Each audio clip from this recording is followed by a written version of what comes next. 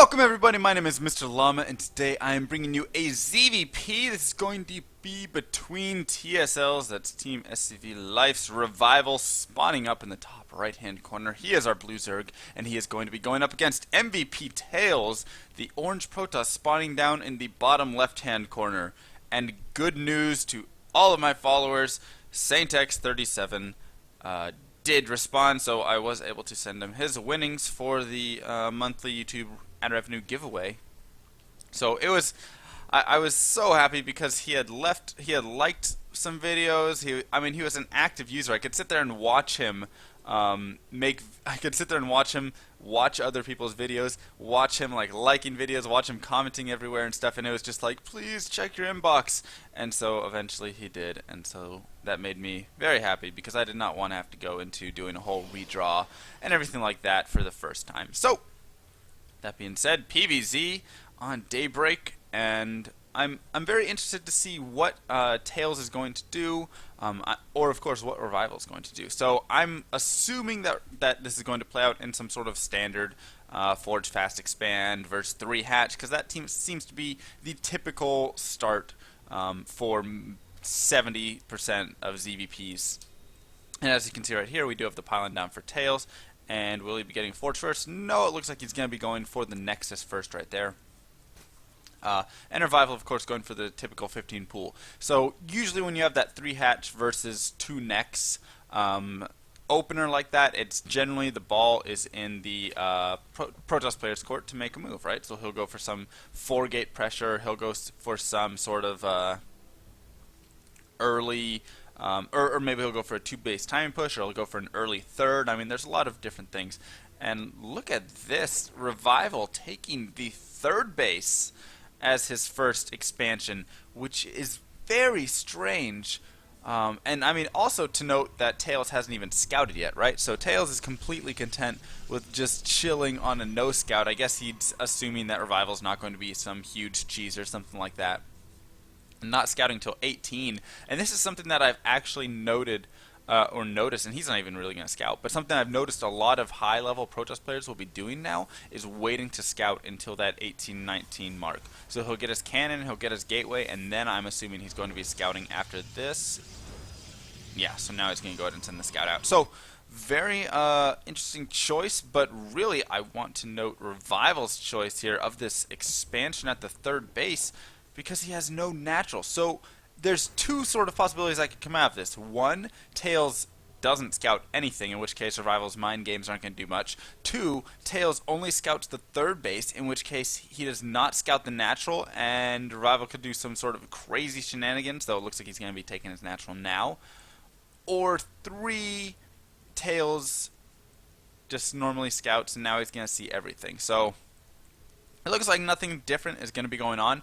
But that was very interesting, and the reason the reason that I found this 3rd fascinating is because he took it at that 15 mark. So if for some reason Tails wanted to come over here and do cannon rushes, there was absolutely nothing to detect a cannon rush going down right there.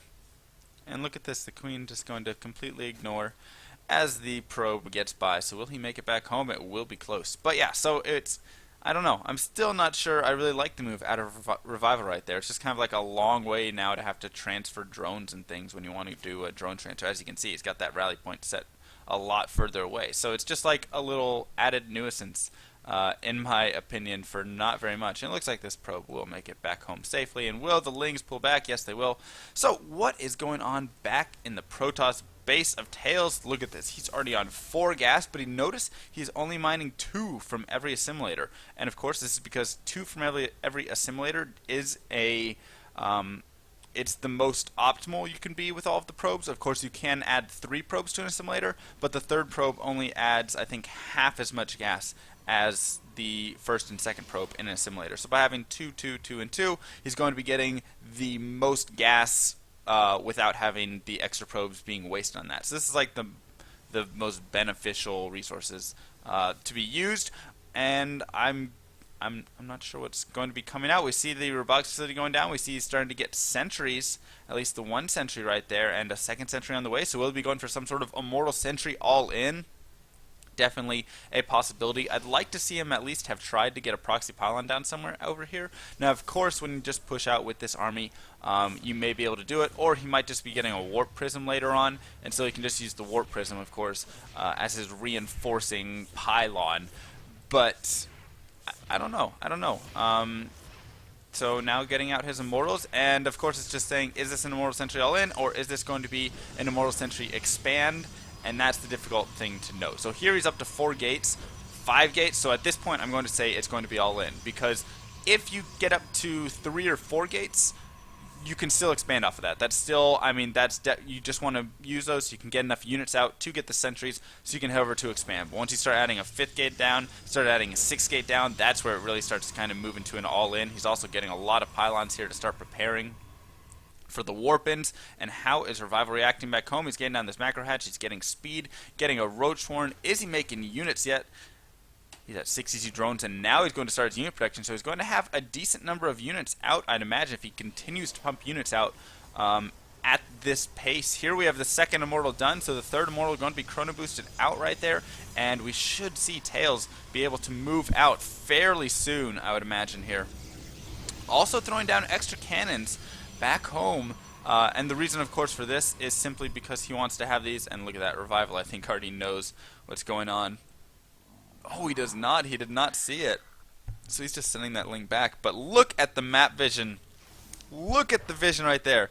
All over. He has such great map vision. Now he's going to start getting links over here. I believe he has a feeling, or maybe he moved a link forward and saw a lot of those sentries right there. So now he's going to use these to try and delay his opponent from being able to move out. So this is kind of the parting style Immortal Sentry all-in right here. He's got his Warp Prism now just about to be completed, so he's going to get a few more Warp-ins, and I'd imagine he's going to start moving out right about now. Also, Revival has his 3rd blocked off. He sees his opponent hasn't taken a 3rd, so he knows something's up, and he's just going to completely try and catch him off guard while he's out here, get a bunch of force fields wasted. Here he's going to see him moving out, and this could be so deadly for Tails right here. He's going to have to use a lot of force fields to protect his army at this point, as he does not have the reinforcements to warp in right there. So all these Lings and Roaches getting in, trying to do as much damage as they can. Picked off a few sentries right there with a lot of energy. All of the energy of those sentries is wasted, and here he is going to be losing an Immortal down the low ground, and I mean, this is just so crucial. He loses all of his Immortals right there,